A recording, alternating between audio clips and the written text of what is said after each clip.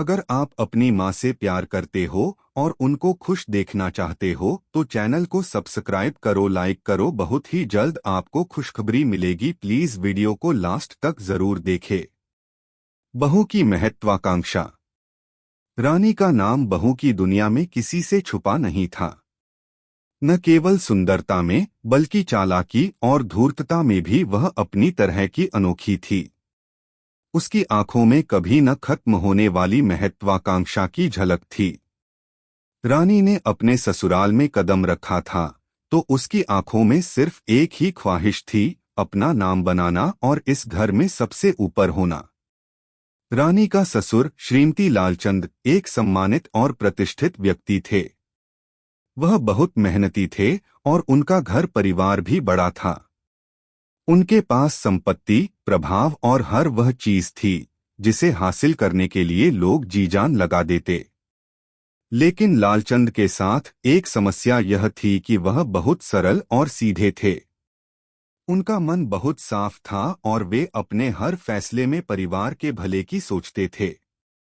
यही कारण था कि वह कभी भी अपनी इच्छाओं को पूरी करने के लिए किसी से सलाह नहीं लेते थे। उनकी सादगी उनकी कमजोरी बन चुकी थी और रानी ने इसे समझ लिया था। रानी की सास शकुंतला देवी एक बहुत समझदार और प्यार करने वाली महिला थीं।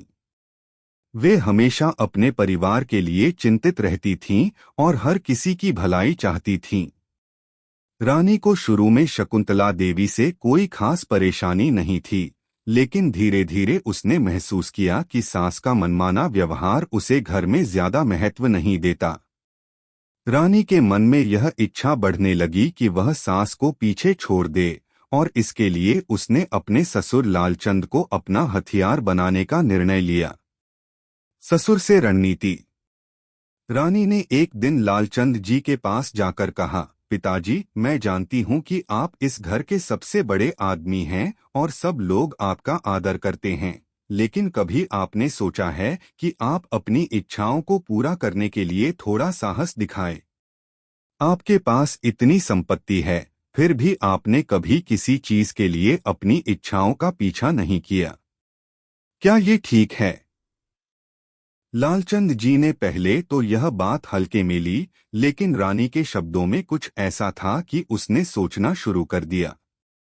वह अपनी सादगी के कारण कभी भी खुद के लिए नहीं जी पाए थे। उनकी दुनिया में परिवार की खुशियां और उनका ख्याल रखने का आदर्श था, लेकिन क्या उन्होंने खुद को कभी प्राथमिकता दी थी? रानी ने धीरे धीरे उन्हें यकीन दिलाया कि उनके जीवन में भी कुछ खास होना चाहिए। आपने इस घर को बखूबी चलाया है, लेकिन क्या आप नहीं सोचते कि आपको कुछ ऐसा करना चाहिए जो पूरी दुनिया में आपका नाम करें? आपको अपने जीवन को फिर से जीने का मौका मिलना चाहिए। लालचंद जी ने हाँ में सिर हिलाया और सोचने लगे कि रानी शायद सही कह रही है। वह कभी नहीं चाहते थे कि घर में किसी तरह की अशांति हो, लेकिन रानी की बातें सुनकर वह थोड़ा भ्रमित हो गए। फिर शुरू हुआ हंसी का खेल। रानी ने अपने ससुर को उकसाने की रणनीति पर काम करना शुरू किया। उसने धीरे धीरे लालचंद जी को ऐसा महसूस कराया कि उन्हें अपनी इच्छाओं को पूरा करने के लिए किसी से नहीं डरना चाहिए। एक दिन उसने उन्हें एक बड़ा व्यवसाय शुरू करने की सलाह दी। पिताजी, आपने कभी सोचने की कोशिश की कि क्या आप कुछ बड़ा कर सकते हैं? एक नया उद्योग खोल सकते हैं जो आपके नाम को और बढ़ाए। लालचंद जी ने सोचा कि यह विचार अच्छा हो सकता है। उन्होंने रानी की सलाह मानी और अपने सारे पैसे एक नए व्यवसाय में लगा दिए।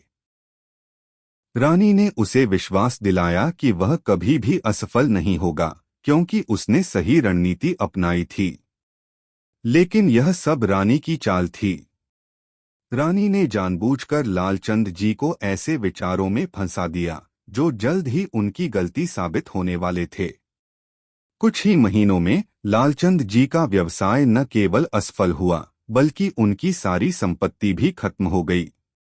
रानी की सलाह ने उनका पूरा आर्थिक संतुलन गड़बड़ा दिया था।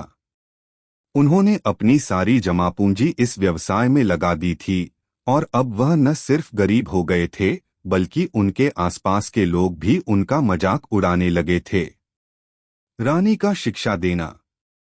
जब लालचंद जी का व्यवसाय टूट गया और घर में आर्थिक संकट आ गया तो रानी ने इसे एक मौका समझा। उसने सास शकुंतला देवी और सभी परिवार के सदस्यों को यह दिखाने का अवसर पाया कि वह कितनी समझदार और जिम्मेदार महिला है। रानी ने यह महसूस किया कि अब वह घर में सब कुछ संभाल सकती है, लेकिन यह सब कुछ आसानी से नहीं हुआ।